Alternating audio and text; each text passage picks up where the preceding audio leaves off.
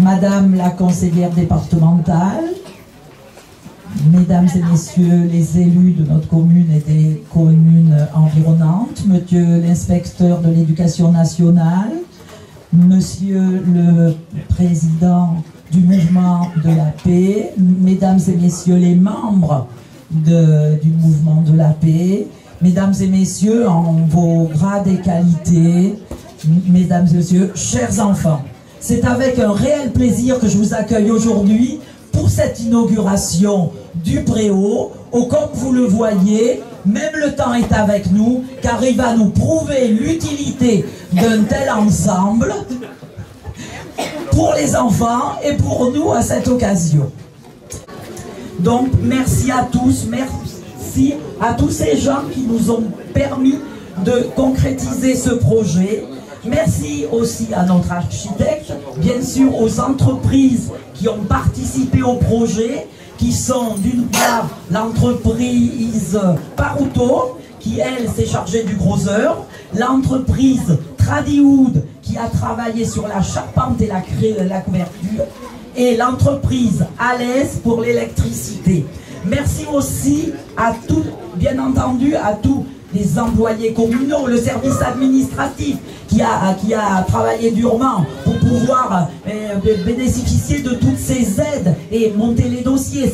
C'est un travail énorme. Bien entendu, à tous les techniciens du service technique et puis à ceux de la LSH, enfin l'ensemble des employés de l'école qui ont de près ou de loin participé à ce projet. Donc, c'est avec un grand plaisir que nous allons couper le ruban pour inaugurer ce préau. Je vais être aidé dans cette tâche par Ella et Inès. Après cette opération, je vous propose d'écouter les musiciens de l'association Var et Dièse qui vont jouer quelques morceaux pour nous. Et dans un deuxième temps, je reprendrai la parole, ainsi que Monsieur Puy-de-Bois, car nous allons planter ensemble l'arbre de la paix, le fameux Ginkgo biloba, cet arbre qui est vraiment le symbole de la paix. Et voilà.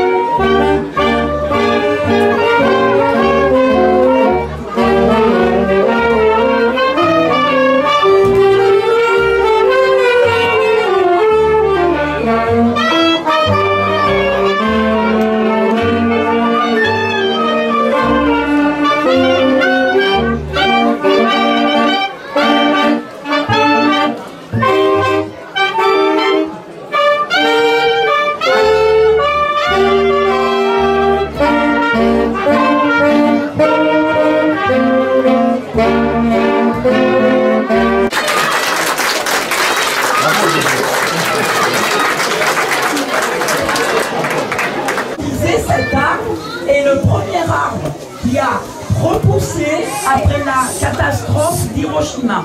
Donc c'est un symbole d'éternité, c'est un symbole de paix. Et voilà ce que cela m'a inspiré.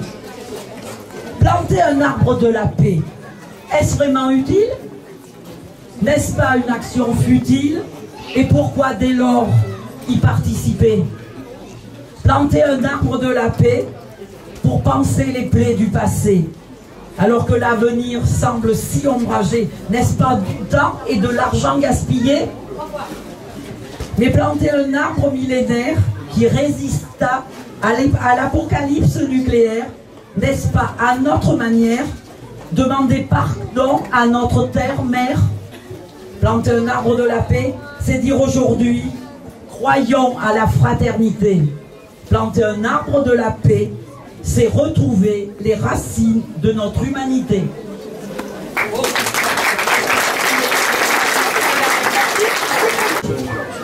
Merci Madame le maire. Mesdames, Messieurs, nous voici rassemblés pour planter cet arbre de la paix, le 16e planté en Corrèze depuis 2002. Nous sommes là car le mouvement de la paix, en accord avec la municipalité, comme toujours, a voulu marquer son désir de parler de la paix dans ce monde qui, hélas, subit depuis de nombreuses années des guerres qui ont la particularité de faire beaucoup plus de victimes civiles que militaires.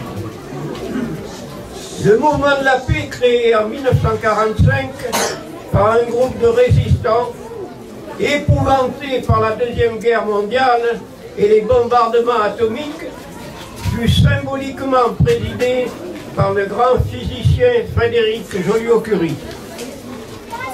Le premier but de ce savant atomiste fut de lutter pour l'abolition mondiale de l'arme nucléaire. L'ONU, créée dans la foulée, décida que les conflits devaient être réglés pacifiquement. Plus tard, l'UNESCO créa la culture de paix. Car la paix ne se fait pas toute seule. Elle n'est pas seulement l'absence de guerre. Elle se cultive, elle s'apprend. C'est ce que nous faisons aujourd'hui et elle doit être cultivée dans tous les actes de la vie quotidienne, dans la famille, dans le travail, dans l'enseignement et l'éducation, dans les arts, dans le sport, dans la littérature et dans les loisirs. C'est ce que nous essayons de faire en Corrèze, par le théâtre, le cinéma, les conférences, comme demain à Varèse, par exemple, sur les révoltés russes de la Courtine, à la médiathèque à 18 h. Mais je veux surtout m'adresser aux enfants. D'abord pour les remercier du magnifique tableau qu'ils ont fait sur le mur de ce nouveau préau magnifique. Mais aussi, je veux leur poser une question. Savez-vous ce qu'est un conflit? Je sais que je n'aurai pas de réponse. Un conflit, c'est dans la cour de récréation. C'est une dispute qui peut se transformer en bagarre. Elle se termine par la séparation et une poignée de main ou une bise. Un conflit peut éclater aussi dans une famille, entre voisins, dans le village ou le quartier. Il se règle souvent par des discussions. S'il éclate entre deux ou plusieurs pays, cela s'appelle la guerre. Une guerre qui se termine toujours par une négociation autour d'une table.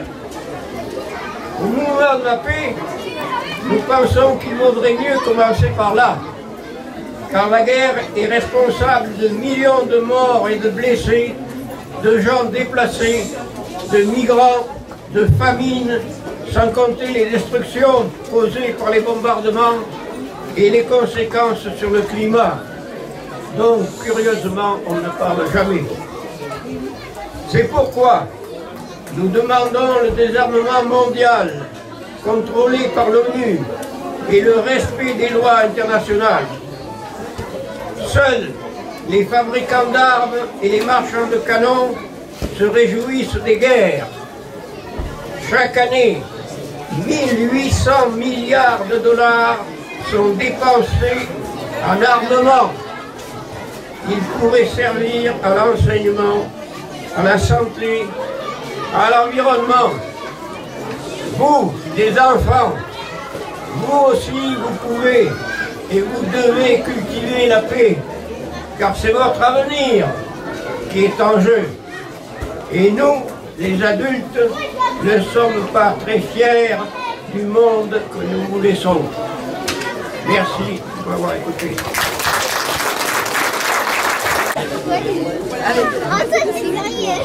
Et voilà. Très bien.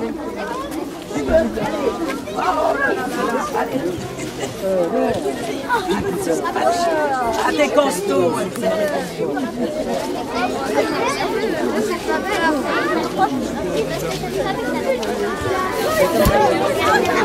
Bon, les enfants, j'espère que il faudra s'en occuper de cet arbre. Hein. Félicitations. Ce que je vous demande, c'est surtout de bien vous en occuper de cet arbre. Hein. Bon,